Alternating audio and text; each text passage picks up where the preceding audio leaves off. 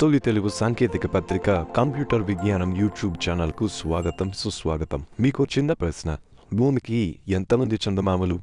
అదేంటి ఒక్కటే కదా అని చెప్పబోతున్నారా? కానీ ఇక్కడే ఒక చిన్న ట్విస్ట్ ఉంది. మన భూమికి త్వరలోనే మరో చందమామ రాబోతుంది. అవును, మీరు విన్నది నిజమే. చాలా అరుదైన ఈ ఖగోళ అద్భుతం త్వరలోనే జరగబోతోంది. అది ఎప్పుడూ కాదు, 2024 సెప్టెంబర్ 29 నుంచి. అమ్మయ్య, ఇకపై అమావాస్య రోజు కూడా మరో చంద్రుడు వెన్నెల పనిచేస్తాడే అనుకుంటున్నారా? అయితే మీరు తప్పులో కాలేసినట్లే. ఎందుకంటే ఈ కొత్త చంద్రుడు కేవలం 2 నెలల్లో మాత్రమే భూమికి అతిథిగా రాబోతున్నాడు. అంటే సెప్టెంబర్ 29న రాబోయే ఈ రెండో చంద్రుడు నవంబర్ 25 వరకు భూమి చుట్టూ తిరుగుతాడు. ఇంతకీ ఈ కొత్త చందమామ పేరేంటో తెలుసా? 2024 PT5. భూమికి గ్రహశకలాలను ఆకర్షించే స్వభావం ఉంది. ఇలా భూమికి దగ్గరగా వచ్చే గ్రహశకలాలను కనిపెట్టేందుకు నాసా ఏర్పాటు చేసిన అట్లాస్ అనే ప్రోగ్రాం ఆగస్టు 7న ఈ మినీ చంద్రుని ఉనికిని గుర్తించి దానికి 2024 PT5 అనే పేరు పెట్టింది.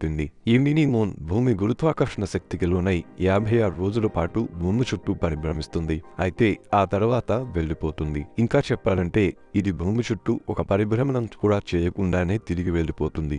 చందమామ అన్నాం కదా అని ఇది కూడా మన చంద్రుడంత పెద్దదిగా ఉంటుందని అనుకోకండి. ఇది కేవలం 33 అడుగుల వ్యాసంతో ఉంటుంది. అంటే దాదాపు ఒక స్కూలు బస్సు అంత పెద్దదన్నమాట. ఇంత చిన్నది కాబట్టే అది చాలా చీకటిగా ఉంటుంది. అంటే నేరుగా మన కళ్ళకు కనిపించదు. మనం ఖగోళాలను చూసేందుకు వాడే టెలిస్కోప్ లో కూడా ఇది కనిపించదు. 2006లో కూడా 2022 NX-1 అనే గ్రహశకలం భూమికి దగ్గరగా వచ్చింది.